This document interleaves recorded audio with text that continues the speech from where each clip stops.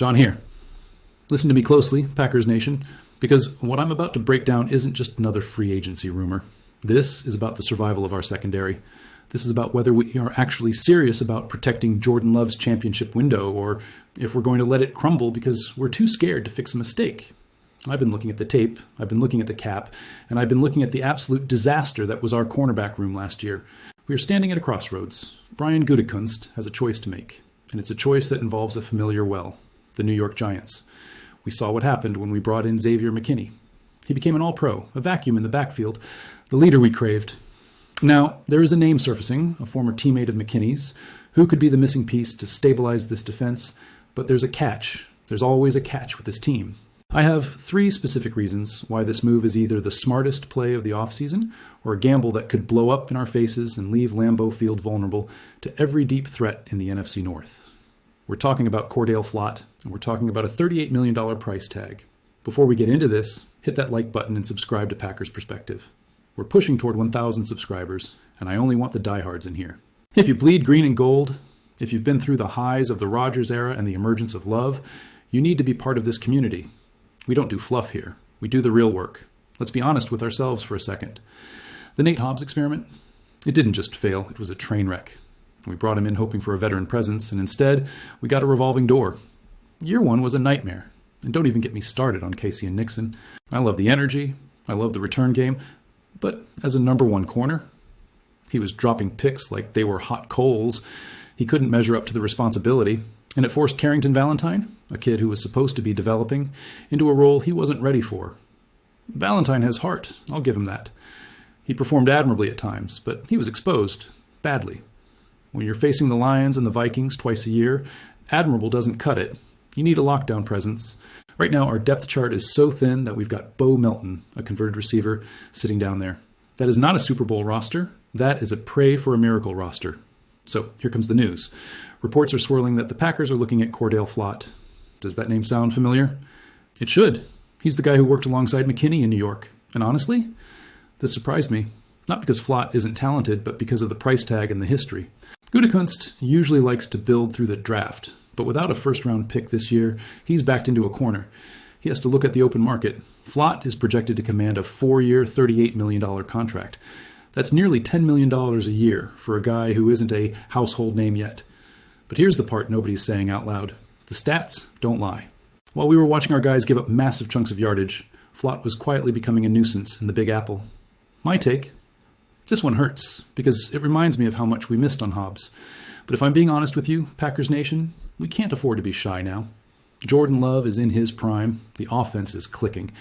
We cannot waste another year of this explosive scoring potential because our defense can't get off the field on 3rd and long. I have a moment of vulnerability here. I'm scared. I'm scared that if we don't overpay for a guy like Flott, we're going to end up with another value signing that ends up on the bench by week 6. Do I trust Gutekunst here? Maybe. He hit the jackpot with McKinney. McKinney responded to the change of scenery by racking up 8 interceptions and earning first-team All-Pro honors in 2024. He followed that up with another All-Pro bid last season. If Flott has even half of that transition success, our secondary transforms overnight. Now, let's look at the 3 reasons why this move is dominating the conversation at 1265 Lombardi Avenue. Point number 1, the efficiency gap. This is the stat that should make every Packers fan sit up.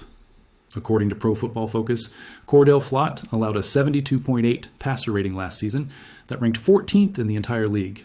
Think about that. Out of all the corners in the NFL, he was top 15 in terms of making life miserable for quarterbacks. Now, compare that to our room. Casey and Nixon was our best in that category, and he held QBs to a rating of 105.2. That is a country mile of difference. We are talking about the difference between a quarterback feeling pressured and a quarterback feeling like he's playing a 7-on-7 drill. Flott had 11 pass breakups. He's a stabilizer. He's a guy who fits perfectly into Jonathan Gannon's cover 4 looks. He's a plug-and-play piece that gives us an immediate upgrade over Hobbs. Point number 2, the physicality and tactical fit. At 6'1", Flott has the height advantage we desperately need on the perimeter. Yes, he's light, listed at 175 pounds. Which might make you nervous about him getting bullied by larger receivers. But look at the tackling stats. Carrington Valentine had 10 missed tackles last year. Flott only had 7. Despite being leaner, He is a more reliable finisher. He doesn't have Nixon's raw physicality, but he has the technical refinement that our secondary has been missing since Jair Alexander was at his absolute peak of health. He's a reliable nuisance. He's the guy who gets his hand in the cookie jar right as the ball arrives. Point number 3, the injury narrative versus reality. This is where the tension lies. Flott ended last year on IR with a knee issue. He hasn't played more than 14 games in a season. That sounds like a red flag, right? But let's look deeper. The Giants were tanking. They had every reason to keep him sidelined to protect their draft position. Before that, his only major absence was a concussion. If we compare him to Nate Hobbs, who missed 16 games in 3 seasons, Flott is practically an Iron Man. We can't let the fear of what if he gets hurt stop us from signing the talent we need to compete with the Lions. If you're finding this useful, drop a like. It tells the algorithm that Packers fans want real content, not hot takes. This is the deep dive we need because the NFC North is becoming a gauntlet. This leads us to the 3 scenarios. Scenario A is the conservative approach. Gutekunst passes on Flott, saves the money, and tries to find a gem in the 2nd or 3rd round of the draft. This scares the hell out of me. We don't have time for a rookie to learn on the fly while Jordan Love is throwing for 4,000 yards. Scenario B is the aggressive approach. We pay the $38 million. We reunite Flott with McKinney, and we create a Giants North secondary that already has chemistry. I love this. Chemistry in the defensive backfield is everything. They speak the same language. They know how each other moves. Scenario C is the franchise-altering move. We trade away assets to get a veteran superstar. But who is available? And at what cost to our future? The part that keeps me up at night is the locker room. Jordan Love is the leader of this team, but the defense needs a heartbeat. Bringing in a guy like Flott, who has something to prove and has seen the McKinney blueprint work, could ignite that room. Lambeau Field deserves a defense that reflects the grit of the city. We've seen the Favre era, we've seen the Rodgers era, and in both cases, the downfall was almost always a secondary that couldn't hold a lead in the 4th quarter. We cannot let that be the story of the Love era. And what about the rivals? The Bears are loading up. The Lions are already a powerhouse. The Vikings are always a threat to find a random receiver who torches us for 150 yards. If we stay stagnant at cornerback, we are basically handing the NFC North title to Detroit on a silver platter.